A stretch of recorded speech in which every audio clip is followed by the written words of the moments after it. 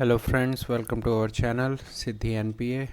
तो places in new series का एक और वीडियो लेकर आए हैं, जिसमें फॉलोइंग प्लेसेस जो आप स्लाइड पर देख सकते हैं इंपॉर्टेंट रही थी पिछले 2 हफ्तों में। पहली है कुनोपालपुर नेशनल पार्क, दूसरी है सिंगालीला नेशनल पार्क, तीसरी है पल्लीकरनाई मार्शलैंड, चौथी है रंगनाथिट्टू बर्ड सेंचुरी, पाँचवीं है INSTC, छठवीं है कराकल्पकिस्तान और कुछ और प्लेसेस हैं जो हम देखेंगे। बढ़ते हैं अपनी पहली प्लेस की ओर, जिसका नाम है कुनोपालपुर नेशनल पार्क। ये न्यूज़ में इसलिए था क्योंकि यहाँ पर चीता का रीइंट्रोडक्शन किया जा रहा है फ्रॉम नामीबिया। सुप्रीम कोर्ट ने पैनल बनाया था जिसने 4 साइट्स MP और एक राजस्थान में सेलेक्ट की थी, बट फाइनली कुनोपालपुर में ही चीता को रीइंट्रोड्यूस किया जा रहा है। इसके बारे में और जानते हैं।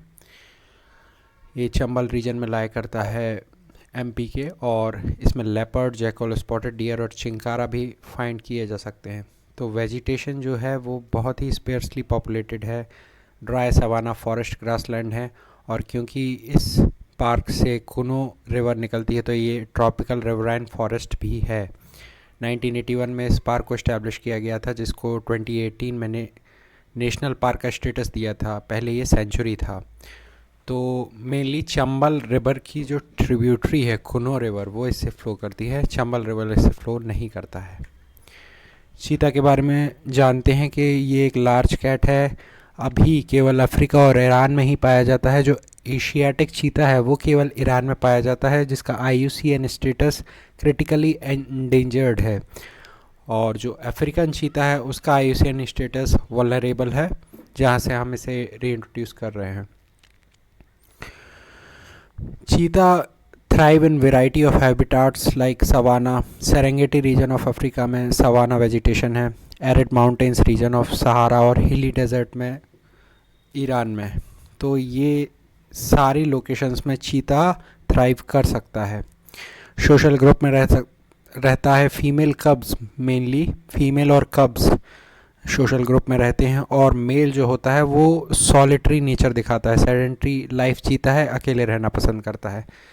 तो चीता क्योंकि रीइंट्रोड्यूस हो रहा है, फास्ट मूविंग एनिमल है, तो इसलिए थोड़ा इंपॉर्टेंट हो जाता है उसके बारे में जानना। एक क्वेश्चन UPSC ने एलिफेंट्स पर भी पूछा था 2020 में कि एलिफेंट का हर्ड का जो लीडर होता है कौन होता है। तो इस तरीके से स्पीशीज़ के बारे में थोड़ा बहुत नॉलेज होना ज़रूरी है। दूसरा है सिंगालीला नेशनल पार्क। यहाँ पर भी एक प्रोग्राम जिसके तहत 20 रेड पांडास को वाइल्ड में रिलीज़ किया जाएगा। तो सिंगालीला नेशनल पार्क के बारे में जानते हैं। देखिए आप, दार्जिलिंग एरियाज़ में लोकेटेड है। ये हाईएस्ट प्रोटेक्टेड एरिया है वेस्ट बंगाल में।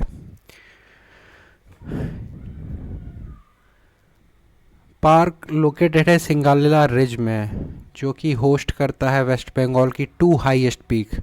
एक है संदाकाफू और थालोट। हालांकि इनको याद रखने की ज़रूरत नहीं, बट आप ये जान सकते हैं कि पीक में हाईएस्ट पीक यदि इसमें आती हैं तो पार्क का जो एल्टीट्यूड है वो काफ़ी हाई है। तो वेस्ट बंगाल में ऊपर की तरफ है ये पार्क, आप देख सकते हैं मैप में।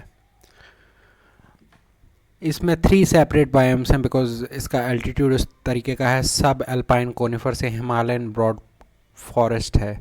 बैम्बू, ओक, मैग्नोलिया, रोडेंड्रॉन यहाँ का कॉमन फ्लोरा है। रेड पांडा के बारे में जानते हैं। IUCN स्टेटस एंडेंजर्ड है। स्मॉल मैमल है जो कि ईस्टर्न हिमालयाज़ और साउथ वेस्ट चाइना में ही पाया जाता है। It inhabits coniferous forest as well as temperate broadly mixed forest, जहाँ पर बैम्बू वेजिटेशन बहुत अच्छे से मिल सकता है स्टीप स्लोप्स पर। तो रेड पैंडा भी सॉलिटरी होता है, एर्बोरियल होता है, मेनली अपना लाइफ ट्रीज़ पर ही काट देता है, और मोस्टली ये बैम्बू स्टिक्स पर ही रिलाई करते हैं। इनका मेन फूड है वो, but they can not be categorised as strictly herbivorous. यदि आपको ये क्वेश्चन आए कि वो हर्बीवोरस है, तो हाँ, ये कहना सही नहीं होगा, क्योंकि कई बार ये भी देखा गया है कि पैंडास जो हैं वो मीट और फ्लैश भी कुछ अपने स्पीसीज़ का, अपने से नीचे लाया करने वाली फूड चेन में स्पीसीज़ का, उस पर सर्वाइव कर सकते हैं यदि उन्हें बैम्बू स्टिक्स और इस तरीके के वेजिटेशन ना मिले तो। तीसरा जो हमारा इम्पोर्टेंट लोकेशन है वो पल्लीकरनई मार्शलैंड है। ये लोकेटेड है सिटी लिमिट्स ऑफ चेन्नई में, सबसे लार्जेस्ट अर्बन वेटलैंड है इंडिया में, और अभी ये रामसर साइट में इंक्लूड किया गया है।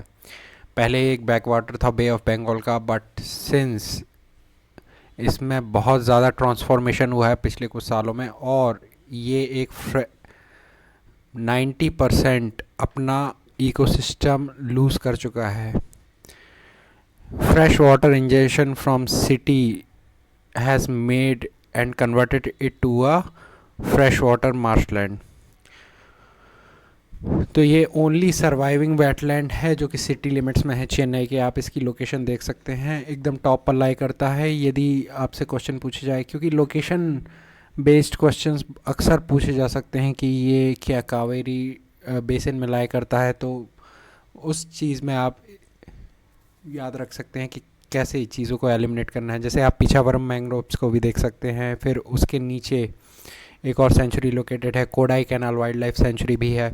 तो इन सब की लोकेशंस इंपॉर्टेंट हैं, उसी के आधार पर क्वेश्चन बनाया जा सकता है। और सबसे बड़ी बात है कि इसने अपना जो इकोसिस्टम है उसको 90% लूज़ किया है, इसलिए इम्पोर्टेंट हो जाता है। फिर है रंगनाथिपुट्टू बर्ड सेंचुरी। ये कर्नाटका में लोकेटेड है और कर्नाटका की पहली रामसर साइट है, तो इसलिए ये इम्पोर्टेंट हो जाती है। ये सपोर्ट करती है high population of painted stork और मदर क्रोकोडाइल्स को।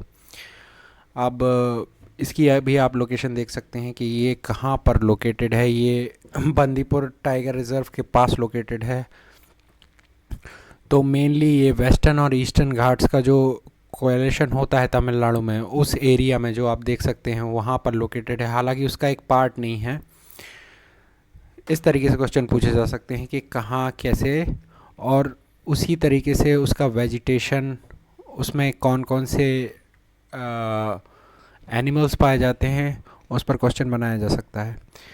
रामसर साइट डिक्लेयर करने के लिए रामसर कन्वेंशन में जो 9 क्राइटेरिया हैं उसमें से एक क्राइटेरिया को फुलफ़िल करना पड़ेगा किसी भी साइट को। जैसे कि किसी वल्नरेबल एंडेंजर्ड या क्रिटिकली एंडेंजर्ड स्पीसीज़ के हैबिटाट को सपोर्ट करना एक कंडीशन है। तो एक क्वेश्चन ये भी पूछा गया था यूपीएससी में कि रामसर कन्वेंशन फॉलो करने के बाद क्या इंडिया के लिए लीगली बाइंडिंग है कि उस साइट का कंजर्वेशन करना चाहिए। तो इस तरीके से क्वेश्चन बनाया जाता है। सिंपल लॉजिक से देखेंगे तो हाँ, बट ऐसा कहीं लिखा नहीं था कन्वेंशन में, आप ये देखेंगे, बट उस पर एक क्वेश्चन फ्रेम किया गया आपको माइंड को ट्विस्ट करने के लिए। वो लॉजिकली सही बात है, बट जस्ट यदि आप उसको एक बार पढ़ेंगे कन्वेंशन को, तो आपको क्लियर कट चीज़ें पता चल जाएंगी। अगली साइट है INSTC, जो कि एक ट्रांसपोर्ट रूट है। रशिया और इंडिया और ईरान ने इसे 2000 में इस्टेब्लिश किया था। सितंबर 12, 2000 में इसे इस्टेब्लिश किया था। 7200 किलोमीटर लॉन्ग ट्रांसपोर्टेशन नेटवर्क है। इसमें आप देख सकते हैं कौन कौन से मेन पोर्ट्स इस पर लोकेटेड है। बंदर अब्बास हुआ, बाकू हो गया, अस्ताकरन हो गया, सेंट पीटर्सबर्ग और मॉस्को हो गया। तो ये पोर्ट्स याद रखने की थोड़ी बहुत ज़रूरत पड़ सकती है, उतनी ज़्यादा टिपिकल नहीं है, बट याद रख लीजिए तो अच्छा है। ये एक मल्टी मोड नेटवर्क है जिसमें शिप, रेल और रोड तीनों मोड से इसे कनेक्ट किया गया है for moving freight between India, Iran, Azerbaijan, Russia, Central Asia and Europe. ये इंडियन ओशन और कैस्पियन सी को कनेक्ट करता है वाया पर्शियन गल्फ़। तो अभी इसमें जो फॉर्मल मेंबर्स हैं वो 13 हैं। आप देख सकते हैं India, Iran, Russia, Turkey, Azerbaijan, Kazakhstan, Armenia, Belarus, Tajikistan, Kyrgyzstan, Oman, Ukraine और सीरिया, ये सारे इसके मेंबर्स हैं। तो मैप में आपको नहीं दिख रहा होगा कि इतने जगह से ये पास करता है, but since they are the members इसे और आगे एक्सपांड किया जा सकता है। आगे बढ़ते हैं। कराकल्पकिस्तान, ये जो एरिया है ये उज़्बेकिस्तान में लाई करता है। आप देख सकते हैं मैप में उज़्बेकिस्तान जो है वो तुर्कमेनिस्तान को बॉर्डर करता है साउथ में, कज़ाकिस्तान को बॉर्डर करता है नॉर्थ में, और तजिकिस्तान को बॉर्डर करता है ईस्ट साइड में। कज़ाकिस्तान को बॉर्डर करता है वेस्ट साइड में। तो कराकल्पकिस्तान आप देख सकते हैं। ये एरिया उज़्बेकिस्तान की एक प्रोविंस है जहाँ पर गवर्नमेंट के डिसीज़न के अगेंस्ट कुछ सिटीज़न अनरेस्ट हुआ है अभी अभी। वैसे इसमें देखने का ज़्यादा कुछ नहीं है, बस ये याद रखिए कि ये किस कंट्री में लोकेटेड है और क्यों यहाँ के लोग अनरेस्ट में आ गए हैं। इस जगह का नाम यहाँ पे रहने वाले लोगों के नाम पर पड़ा है जिन्हें कहते हैं कराकल्पक, जिसका मतलब है black hat, referring to their traditional head gear. तो ब्लैक कलर का हैट पहनते हैं वो अपने सर पर। एक एथनिक माइनॉरिटी ग्रुप है। फिर अदर प्लेसेस में आते हैं, क्योंकि इज़राइल बहुत जो इज़राइल और सीरिया में जो भी क्लैशेस चल रहे हैं, जिसके कारण गाज़ा स्ट्रिप में अभी अभी रिसेंटली बॉम्बिंग हुई है उस कारण से, और ये पिछले साल भी बहुत ज़्यादा हाइप में रहा था। और तो यहाँ पर इसका मैप देखते हैं आप।